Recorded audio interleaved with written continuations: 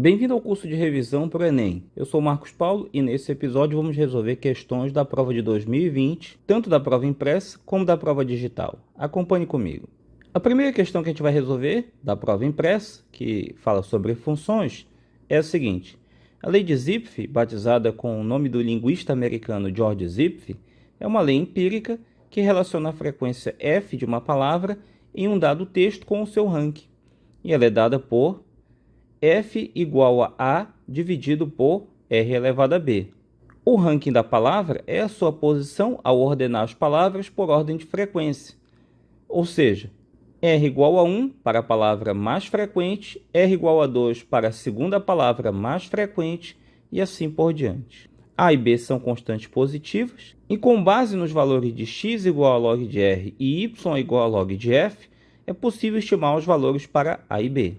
No caso hipotético, em que a lei é verificada exatamente, a relação entre y e x é y igual a log de A menos bx na alternativa A, y igual a log de A dividido por x mais log de B, alternativa C, y igual a log de A dividido por B menos x, alternativa D, log de A dividido por B vezes x, ou alternativa E, y igual a log de A dividido por x elevado a b. Observe que x e y, que aparecem nas alternativas, são dados em função de logaritmos, tanto de r como de f, e r e f estão relacionados aqui pela lei de Zipf. Então, para resolver essa questão, nós vamos passar o logaritmo decimal em ambos os membros da igualdade, ficou log de f igual a log de a dividido por r elevado a b, onde eu tenho aqui um log do quociente e das propriedades de logaritmo. Log do quociente se escreve como diferença, ficando então log de A menos log de R elevado a B. E o log de F foi trocado por Y. Mas ainda sobre esse logaritmo de R elevado a B, a gente vai precisar de outra propriedade de logaritmo, que é o log da potência, que permite com que o expoente B passe para frente multiplicando o log de R. Temos, então, y igual a log de A menos B log de R. Sendo que esse log de R aqui, ele foi dado no comando da questão como x. Portanto, o y é log de A menos bx. E aí vamos, então, marcar esta alternativa, a alternativa A.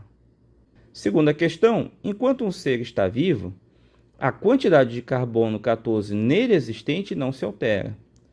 Quando ele morre, essa quantidade vai diminuindo. Sabe-se que a meia-vida do carbono 14 é de 5.730 anos. Ou seja, num fóssil de um organismo que morreu há 5.730 anos, haverá metade do carbono 14 que existia quando ele estava vivo. Assim, cientistas e arqueólogos usam a seguinte fórmula para saber a idade de um fóssil encontrado.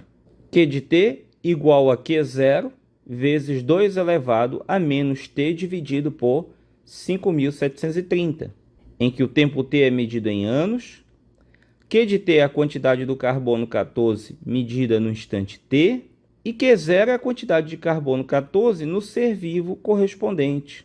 Um grupo de arqueólogos, numa das suas expedições, encontrou 5 fósseis de espécies conhecidas e mediram a quantidade de carbono 14 neles existentes.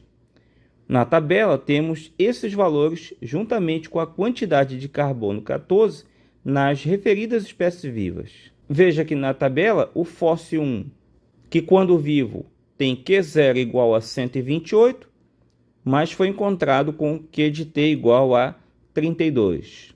O fóssil 2, vivo, tem 256 unidades de carbono 14 e foi encontrado com 8 unidades. O fóssil 3 tinha 512 quando vivo e encontrado com 64 unidades. O fóssil 4 tem 1.024 unidades quando está vivo e encontrado com 512. E o fóssil 5 foi encontrado com 128 unidades de carbono, sendo que se tivesse vivo teria 2.048 unidades. A pergunta do problema é qual o fóssil mais antigo encontrado nessa expedição. É importante observar que os números dessa tabela são todos potência de base 2.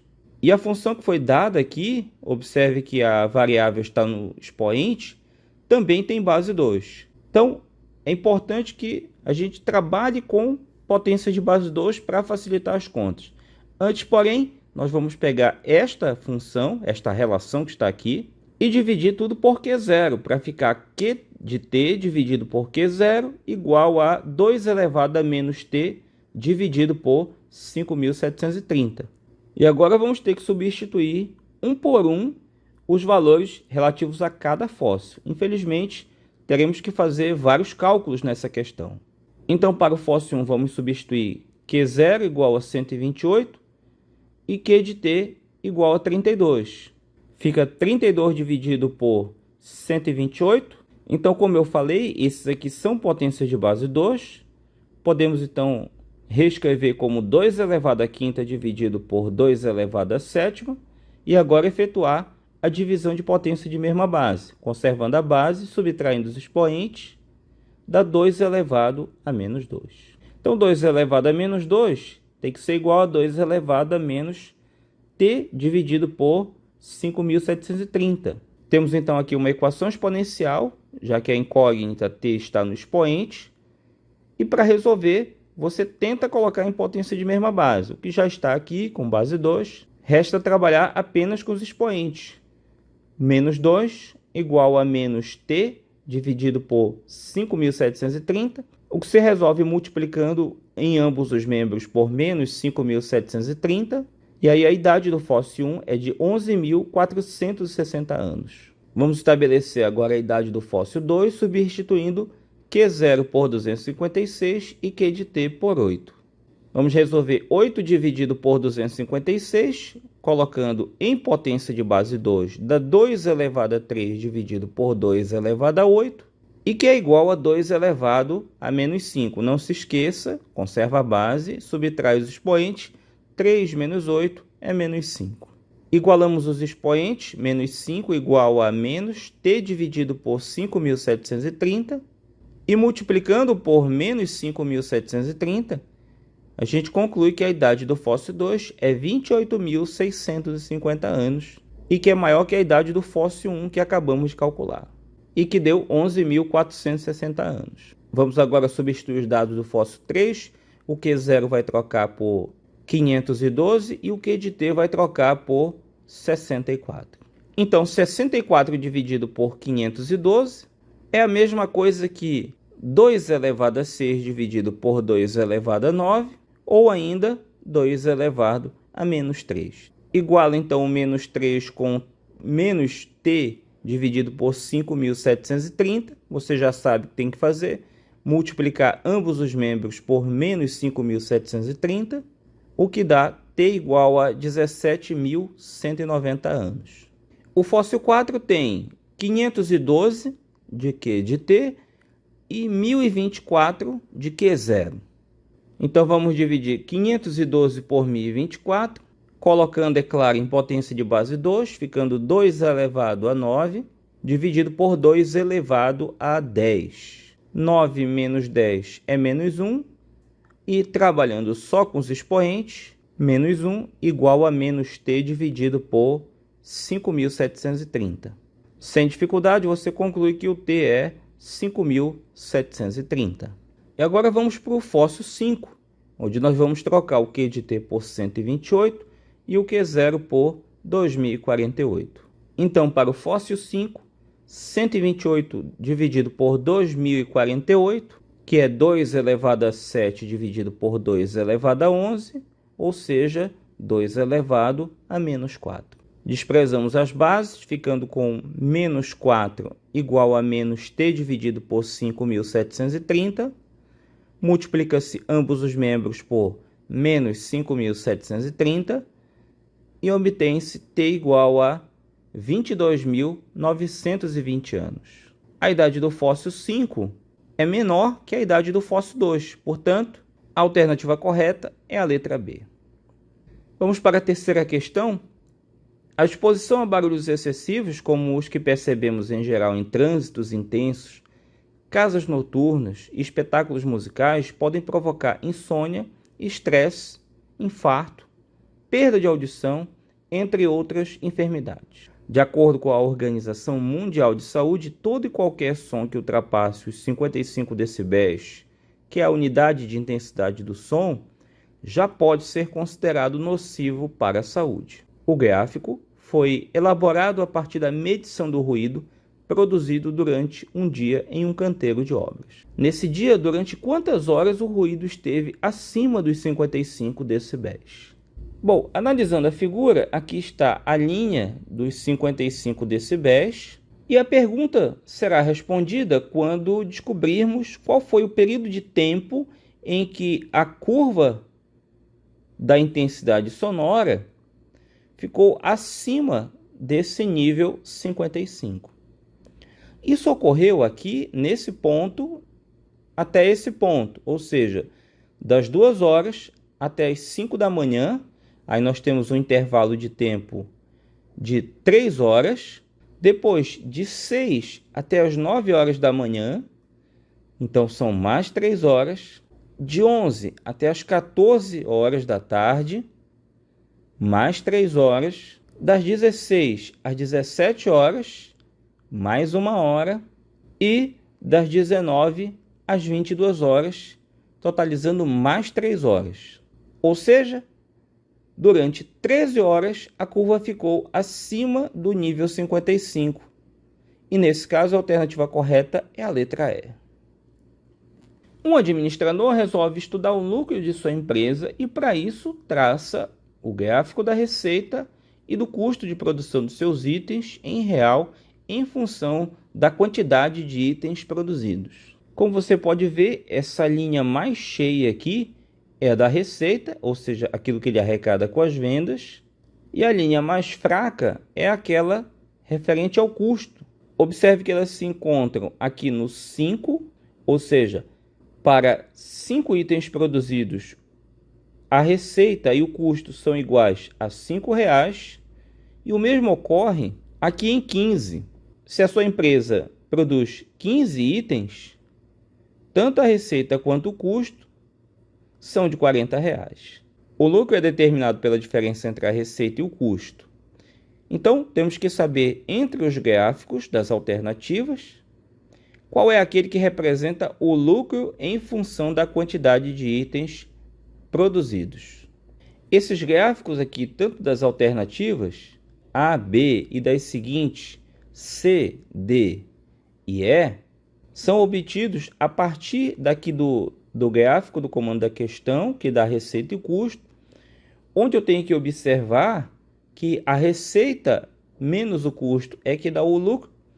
Então, por exemplo, onde eu já citei aqui, no ponto de abscissa 5, a receita e o custo são iguais, 5 menos 5 dá 0, e a mesma coisa vale aqui para a abscissa 15, onde tanto a receita quanto o custo é de R$ 40,00. Então, para 5 unidades produzidas e para 15 unidades produzidas, o lucro desse administrador deve ser 0. Assim, o gráfico do lucro tem que passar pelos pontos de abscissa 5 e 15.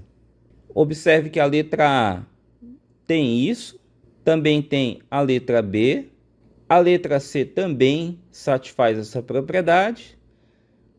Na letra D não acontece isso, então essa alternativa já está descartada.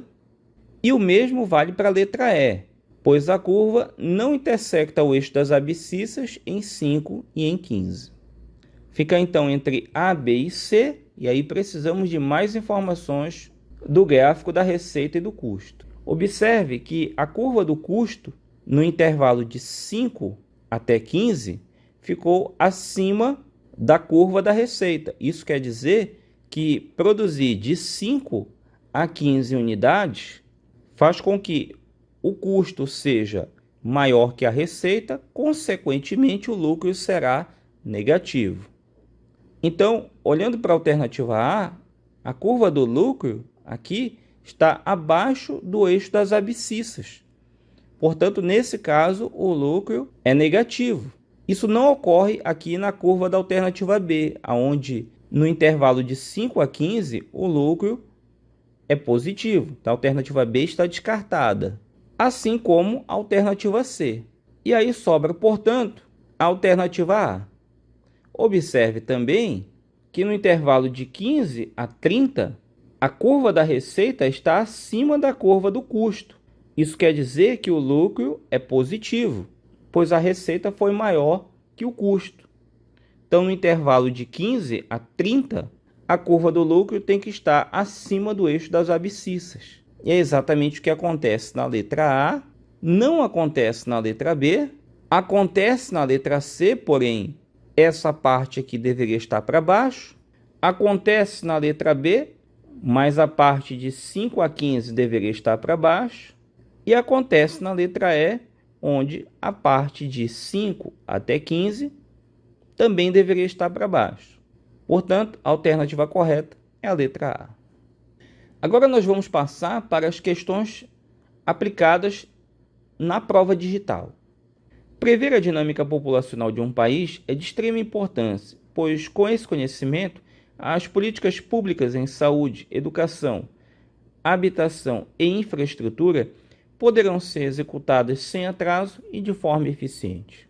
A linha cheia no gráfico mostra a evolução da população brasileira desde 1950 até 2010. E a extrapolação, previsão até o ano de 2050, representada pela linha tracejada, foi feita com base nos censos demográficos realizados até 2010.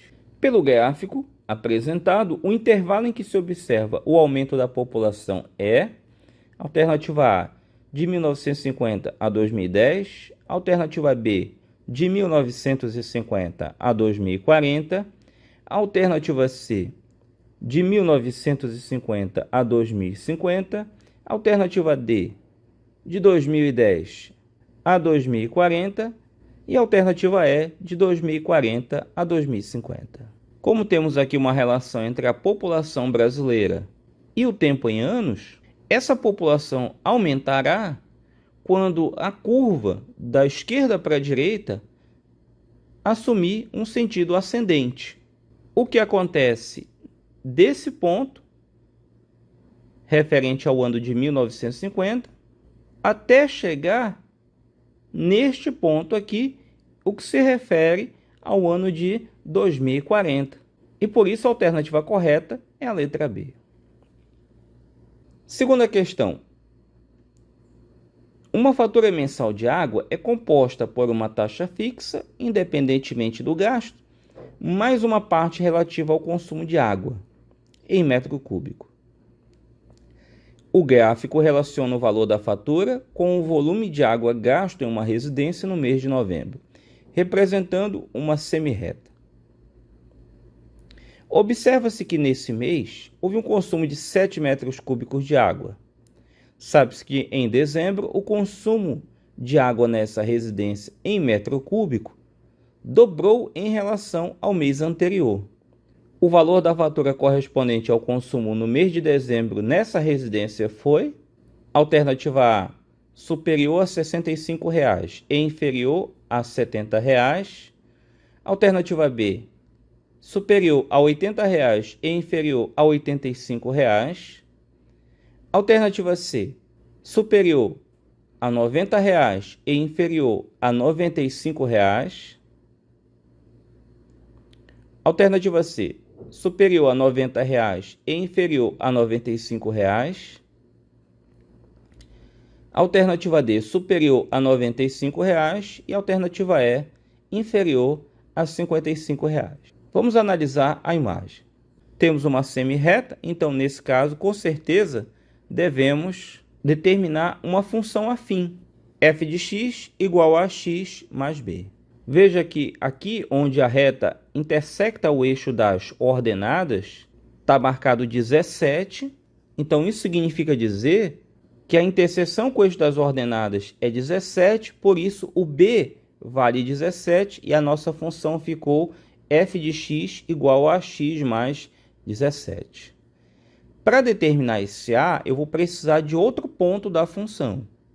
E aí eu tenho esse aqui de abscissa 7 e de ordenada 42,2. Então, eu vou substituir o ponto 7,42,2, sendo 7 para x e 42,2 para f de x na função.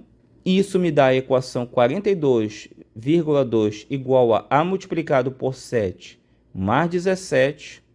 E vamos subtrair ambos os membros por 17, ficando 42,2 menos 17 igual a 7A. Essa subtração dá 25,2, então 7A é igual a 25,2. E dividindo tudo por 7, concluímos que o A é 3,6. Agora vamos substituir na lei da função e temos aí f de x igual a 3,6x mais 17. A questão diz ainda que o consumo dobrou no mês seguinte, então o x passa a ser 14 nesse mês, e aí substitui x igual a 14 na função que acabamos de estabelecer. Ficou 3,6 vezes 14 mais 17, o que dá 67,4. Ou seja, o consumo de água da residência custou R$ 67,40, que é um valor superior a R$ 65 e inferior a R$ 70, fazendo com que a alternativa A seja correta. Terceira questão. O gráfico apresenta a evolução do crescimento de uma determinada árvore plantada a partir de uma muda com 1 metro de altura. Nessa evolução, a altura da árvore em metro é descrita em função do tempo medido em ano. Aqui está a figura que retrata a altura da planta em função do tempo. No período de 1 ano, contado a partir do instante em que a árvore tinha 2 anos e meio de plantio, a variação da altura dessa árvore em metro teve valor compreendido entre alternativa A 0,55 e 0,65, alternativa B 0,65 e 0,75, alternativa C 1,05 e 1,15, alternativa D 1,25 e 1,35 e alternativa E 1,45 e 1,55. Então temos que observar a altura da árvore quando ela tinha 2 anos e meio e somado com 1 ano, ou seja, a altura da árvore aos 3 anos e meio. Daí eu extraí aqui só a parte que interessa da figura. 2 anos e meio, a altura era igual a 2 metros. E quando tinha 3 anos e meio, a árvore tinha 3 metros e meio. Temos então uma variação de 1,5 metros, que está entre 1,45 e 1,55. E aí vamos marcar como alternativa correta a letra E. A questão que nós vamos resolver agora, também da prova digital, foi anulada porque ela não tinha alternativa correta. É possível de se resolver, porém, infelizmente, a alternativa correta não foi colocada em nenhuma das letras A, B, C, D e E. Mas vamos resolver. O gráfico mostra o início da trajetória de um robô que parte do ponto A, 2,0, movimentando-se para cima ou para a direita com velocidade de 1 unidade de comprimento por segundo no plano cartesiano. O gráfico exemplifica uma trajetória desse robô durante 6 segundos. Supondo que esse robô continue essa mesma trajetória, qual será sua coordenada após 18 segundos de caminhada, contando do tempo a partir do ponto A? Essas aqui são as alternativas e nós vamos observar que nenhuma delas é a correta. Olhando para a figura, veja que o robô sobe, depois vai para a direita. Ele sobe e vai para a direita. Só que o caminho para a direita ele leva 2 segundos e o caminho de subida ele leva 1 segundo. Então, em 3 segundos, ele executa o mesmo movimento. Uma subida e 2 passos para a direita. O problema fala em 18 segundos. 18 segundos tem exatamente 6 períodos de 3 segundos. E isso é importante observar para a resolução da questão. Então, recapitulando, a cada período de 3 segundos, o robô anda uma casa para cima e depois 2 casas para a direita. 18 segundos correspondem a 6 períodos de 3 segundos. Multiplicando essa expressão por 6 e essa aqui também, então o robô anda no total 6 casas para cima e 12 casas para a direita. Já que ele sai do ponto 2, 0, o 2 mais o 6 dá 8 e o 0 mais 12 é 12. Por isso, a caminhada termina no ponto 8 e 12. Quinta questão. Em um ano, a prefeitura apresentou um relatório de gastos públicos realizados pelo município. O documento mostra que foram gastos R$ 72 mil no mês de janeiro, que é o mês 1, que o maior gasto mensal ocorreu no mês de agosto, o mês 8, e que a prefeitura gastou R$ 105 mil no mês de dezembro, que é o mês 12. A curva que modela esses gastos é a parábola y igual a t de x, com x sendo o número correspondente ao mês, e t de x em milhar de real. Ou seja, se o t de x vale 5, então o gasto foi de 5 milhares de real. Em outras palavras, 5 mil reais. A expressão da função cujo gráfico é o da parábola descrita é: letra A, t de x igual a menos x ao quadrado mais 16x mais 57. Letra B, t de x igual a menos 11 sobre 16x ao quadrado mais 11x mais 72. Letra C, t de x igual a 3 quintos de x ao quadrado menos 24 quintos de x mais 381 dividido por 5. Alternativa D, t de x igual a menos x ao quadrado, menos 16x mais 87. E a alternativa E, t de x igual a 11 sobre 16, x ao quadrado, menos 11,5x mais 72. Já que vamos encontrar uma parábola, então t de x é da forma ax ao quadrado mais bx mais c, e aí temos que determinar a, b e c.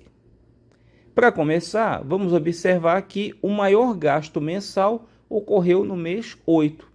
Já que ele é o maior gasto mensal, isso corresponde ao vértice da parábola. X do vértice igual a menos b sobre 2a. Sendo que x é um mês, então o mês 8 dá 8 igual a menos b dividido por 2a. Agora é só multiplicar tudo por menos 2a e obtemos b igual a menos 16a. Uma outra informação importante é que foram gastos R$ 72 mil no mês de janeiro. Então, o x igual a 1 e o t de x igual a 72. Não é 72 mil porque o t é em milhares de reais. Você substitui na função, então tem 72 igual a vezes 1 ao quadrado. Observe que eu já troquei o b por menos 16a, multiplicado pelo x, que está trocado aqui por 1, mais o c.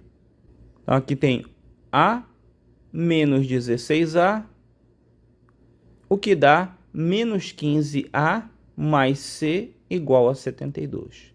E a outra informação que a gente tem que extrair do problema é que a prefeitura gastou R$ 105 mil no mês de dezembro, foi o mês 12. Então, substituindo x por 12 e t de x por 105, obtemos 105 igual a a vezes 12 ao quadrado. Aqui o b, repito, é menos 16a, do que nós vimos aqui, mais o c. Então, aqui dá 144 menos 16 vezes 12, dá menos 48a mais c igual a 105. Obtivemos aqui a equação 1 e a equação 2, todas em função de a e c. Elas formam um sistema linear de duas incógnitas. E como eu tenho c e c em ambas, eu subtraio membro a membro. Então, eu fiz aqui 15a mais C menos, cuidado aqui, que vai abrir uma expressão, por isso parêntese, menos 48A mais C igual a 72 menos 105. Você já viu aqui que cancela o C, sobra então 33A igual a menos 33, e dividindo tudo por 33, o A é igual a menos 1. Então, daí, a gente já elimina as alternativas B, C e E. Quem será? A ou D? Para saber, a gente tem que continuar a resolução. Então, eu vou substituir o A igual a menos 1 na equação 1, que é menos 15A mais C igual a 72. E aí ficou menos 15 multiplicado por menos 1 mais C igual a 72. Sem dificuldade, você conclui, então, que o C é 57. E aí, então, já temos a alternativa correta. É a letra A, pois o C dela é 57. E na alternativa B, que era a outra candidata, tínhamos 87. Já poderíamos até passar para a próxima questão, mas vamos continuar. E como a gente já tinha deduzido que o B era igual a menos 16A, eu faço menos 16 multiplicado por menos 1, que dá 16. E aí concluímos então que t de x é igual a menos x ao quadrado mais 16x mais 57. Vamos para a nossa penúltima questão. Uma microempresa especializou-se em produzir um tipo de chaveiro personalizado para brindes. O custo de produção de cada unidade é de 42 centavos e são comercializados em pacotes com 400 chaveiros que são vendidos por R$ 280. Além disso, essa empresa tem um custo mensal fixo de R$ 12.800, que não depende do número de chaveiros produzidos. Qual é o número mínimo de pacotes de chaveiros que devem ser vendidos mensalmente para que essa microempresa não tenha prejuízo no mês? 26, 66, 109, 114 ou 115? Vamos resolver. Para isso, vamos considerar X o número de pacotes de chaveiro e L de X o lucro obtido na venda de X pacotes. Como cada pacote é vendido por R$ 280, é só fazer preço unitário multiplicado por quantidade, ou seja, 280x, nós temos a receita, e o custo de produção é 168x, pois você vai fazer 400 multiplicado pelos 42 centavos, o que dá 168, isso é o que se custa produzir um pacote, mas como são X pacotes, 168x, além desse fixo de 12.800, que não depende dos chaveiros produzidos, por isso aqui não tem nada a ver com X. Fazendo então o lucro igual a receita menos o custo, L de X é igual a 280x menos 168x mais 12.800. Observe aqui o parêntese na frente do sinal de menos, porque o custo de produção é uma expressão. Isso simplifica para L de X igual a 112x menos 12.800. Agora, já que a empresa não pode ter prejuízo, o lucro deve ser maior do que ou igual a zero. Aí substitui o L de X por 112x menos 12.800, faz com que seja maior do que ou igual a zero, resolve aí na equação. Soma em ambos os membros 12.800 e depois divide em ambos os membros 112. Aí faz 12.800 dividido por 112, o que dá x maior do que ou igual a 114,28 pacotes. Só que o número de pacotes não pode ser fracionado, tem que ser um número inteiro. Por isso, o número mínimo de pacotes a ser vendidos é de 115 e a alternativa correta é a letra E. Finalmente, vamos chegar à nossa última questão. Por muitos anos, o Brasil tem figurado no cenário mundial entre os maiores produtores e exportadores de soja. Entre os anos de 2010 e 2014, houve uma forte tendência de aumento da produtividade. Porém, um aspecto dificultou esse avanço: o alto custo do imposto ao produtor associado ao baixo preço de venda do produto. Em média, um produtor gastava R$ 1.200 por hectare plantado e vendia por R$ 50 cada saca de 60 quilos. Ciente desses valores, um produtor pode, em certo ano, determinar uma relação do lucro L que obteve em função das sacas de 60 kg vendidas.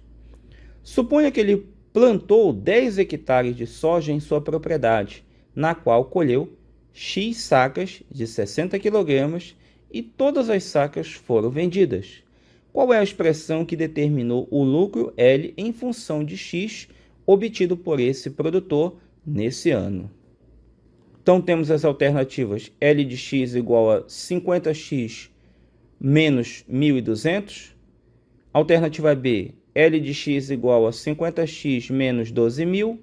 Alternativa C, L de X igual a 50x mais 1.200. Alternativa D, L de X igual a 500x menos 1.200. E alternativa E, L de X igual a 12.000.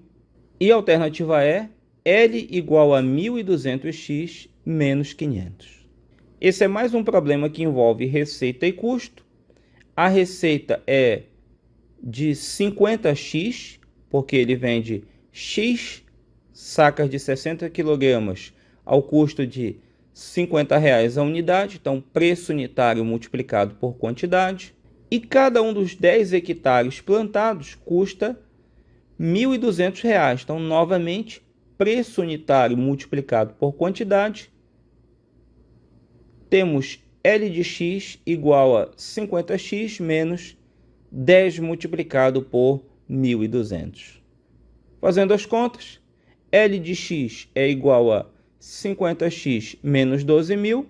Então, vamos marcar como alternativa correta a letra B. Espero que você tenha gostado. Não se esqueça sempre de compartilhar, curtir e comentar. Tire suas dúvidas aqui comigo e traga seus amigos para estudar aqui conosco. Bons estudos e até a próxima!